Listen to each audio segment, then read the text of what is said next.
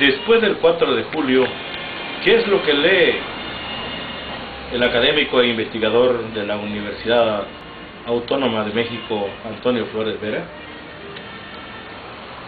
Bueno, yo lo que leo es que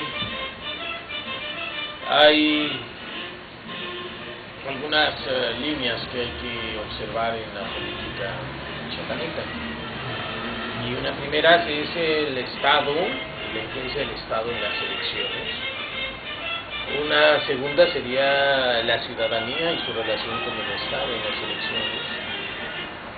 ¿Y qué tanto podríamos sintetizar estas dos relaciones en función de la modernización política? Podrían ser tres temas concatenados para esta pregunta. En principio observo, no solo en Chiapas, pero de manera particular ahora que estuve cerca de un mes y medio del Estado, una fuerza determinante por parte del Estado, del gobierno estatal, en todo el proceso electoral, incluyendo la jornada electoral. Esta es una tradición que se ha dado desde que existe el sistema de partido único, y en el país ya supuestamente estamos viviendo, en algunos estados menos, en otros estados más, un sistema de partidos más plural, en donde aparentemente el pluralismo como sistema de partidos se está estableciendo. Por eso es que vemos que en el pluralismo es donde pueden existir alianzas, coaliciones. En los sistemas de partido predominante o único no puede haber alianzas, siempre es un poder único el que determina todos los vaivenes de los poderes y los sistemas en los que se soporta el poder central. En el caso de Chiapas sí observamos una fuerza predominante del Ejecutivo en todos los órdenes. Eso es una cosa que hay que anotar para el análisis de Chiapas. Y esto pues no permite que exista un desarrollo institucional. Precisamente el desarrollo de las instituciones se da a partir del menor poder que pueda tener un ejecutivo o una persona. Entonces fuimos un proceso en el que de manera natural se entendía la composición de los órganos electorales muy seleccionados, incluso por la influencia del Ejecutivo, las instancias ciudadanas de los propios órganos electorales también muy determinadas, muy relacionadas con el Ejecutivo, y es una tradición, parte de una cultura. Y bueno, esto quizá fue determinante. Ahora, hay unas distorsiones que también se notan en Chiapas, como es el sistema de representaciones en las casillas. Ese es un mal que venimos arrastrando desde el sistema de partido único que vivimos, y que implica pensar en que pues, hay un gran manoseo de las elecciones a partir de las representaciones que son compradas y de las que no son compradas. Y esto tiene que ver también con la pobreza y con los indicadores de pobreza, porque los propios representantes en las casillas son personas que atienden o que responden a este indicador extremo de pobreza, y por lo tanto pueden ser comprados o pueden ser convencidos de ejercer una representación de un partido o de dejar la casilla sencillamente para ganar un dinero más, ya sea de uno o dos partidos o tres, incluso de los tres o cuatro partidos. Entonces esta es una distorsión de la democracia mexicana que hay que analizar, hay que estudiar, porque no tiene sentido ya la existencia de los representantes en las casillas, Ahora, la otra parte de la ciudadanía es una cosa que también me llamó la atención. En Chiapas es difícil pensar que el ciudadano pueda ser ciudadano y pueda ser ciudadano que ejerce sus derechos políticos por los mismos indicadores sociales de marginación.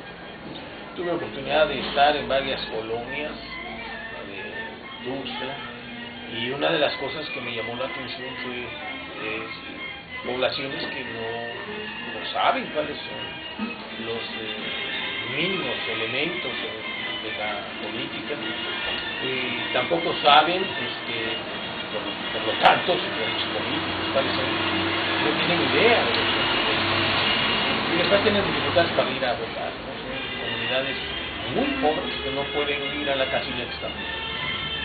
Entonces, ahí sumamos, claro, problemas de educación, problemas de marginación, problemas de concepción de lo que es la política, de un ciudadano que no puede ser ciudadano por su propio patrón cultural y por su propio nivel educativo. ¿Cuál es la perspectiva política en Chiapas? Sí, esto también está relacionado con el tema de la ciudadanía en el centro, donde mi observación fue que el ciudadano no ejerce sus derechos políticos ni quiere ejercer sus derechos políticos porque hay una relación muy condicionada por parte del gobierno. Todo, ¿no?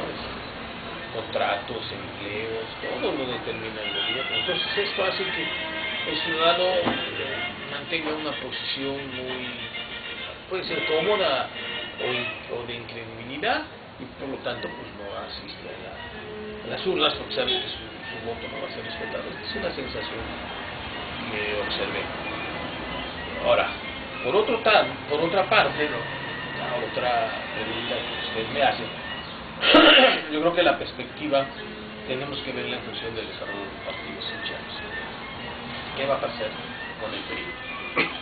¿Qué va a pasar con los otros partidos y con la alianza, ¿no? La alianza, yo le aseguro que en estos niveles que estamos hablando de educación, confundía. Había dos alianzas, incluso una donde participaba el Partido Socialdemócrata y en otra no, y confundía. La fundación seguramente no existía. Entonces este es un tema que hay que cuidar. Ahora, ¿qué va a pasar con el Partido Revolucionario Institucional, que era la fuerza más importante? Es algo que se tiene que plantear. Va a ser un partido muy apegado al gobierno, como aparentemente hasta ahora lo es, o va a decidir realmente ser un partido que cuestione al gobierno y sus proyectos de gobierno en la medida que son o no son realizables.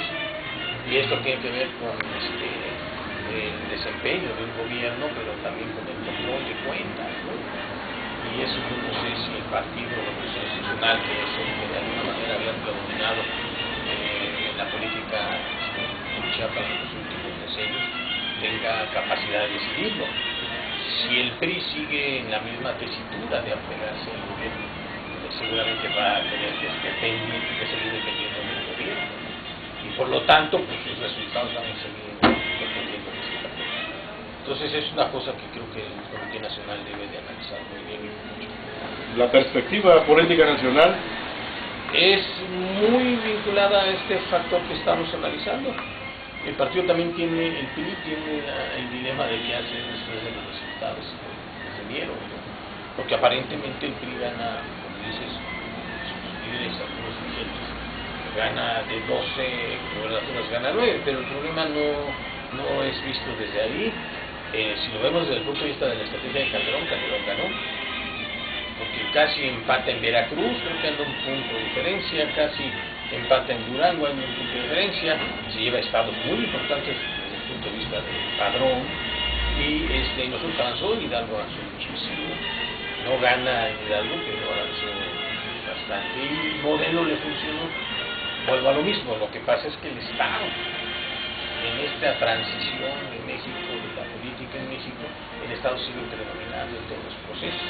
Entonces, la influencia del gobierno federal fue determinante para que se empatara casi con la fuerza de los poderes gubernamentales en algunos estados que se creía que perdieran, como el caso de Oaxaca, o que casi se perdieran, como el caso de Veracruz.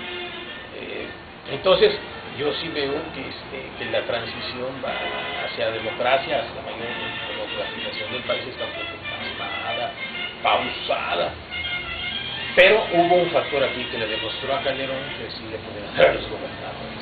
Este es un factor importante, porque él va en 2012, al gran disputa para 2012 no se ve la presidencia en el Congreso, y ahí ya se notó que el PRI puede perder. Los gobernadores están en el poder, pueden perder. Y esa es la influencia de los grandes recursos, extraordinarios recursos que maneja la Federación.